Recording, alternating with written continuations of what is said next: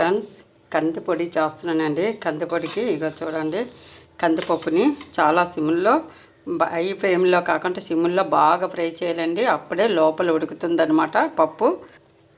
కొంచెం శనగపప్పు, కొంచెం మినపప్పు, ధనియాల, జీలకర్ర, ఎల్లుల్లి రమ్మలండి, కారం తగ్గ ఎండుమిర్చి, కొంచెం చింతపండు అండి, ఒక 50 గ్రాములు 70 గ్రాములు ఉంటుంది చింతపండు. అన్నీ ఫ్రై చేయాలండి. పప్పుకు తగ్గ ఉప్పు వేసుకోవాలండి. ఉప్పు, చింతపండు అన్నీ కలిపి మళ్ళీ ఒకసారి ఫ్రై చేద్దామండి. ఇప్పుడు కరివేపాకు వేసుకుందాం. పప్పు వేగిపోయింది ఫ్రెండ్స్, తీసుకున్నాం. ఇవి వేగుతున్నాయి. మినప్పప్పు, శనగపప్పు, ధనియాలు, జీలకర్ర, ఎండుమిర్చి ఫ్రై అవుతున్నాయి. ఎల్లుల్లి కూడా వేసి ఫ్రై చేస్తున్నాం. ఆవాలు, కొంచెం మెంతులు ఫ్రై చేద్దాం.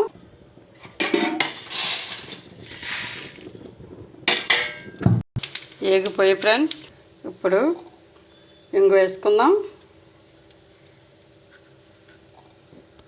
కందిపొడికి అయితే రెడీ అయిపోయింది ఫ్రెండ్స్. బాయ్ ఫ్రెండ్స్, లైక్ చేయండి ఫ్రెండ్స్, సపోర్ట్ చేయండి ఫ్రెండ్స్. బాయ్.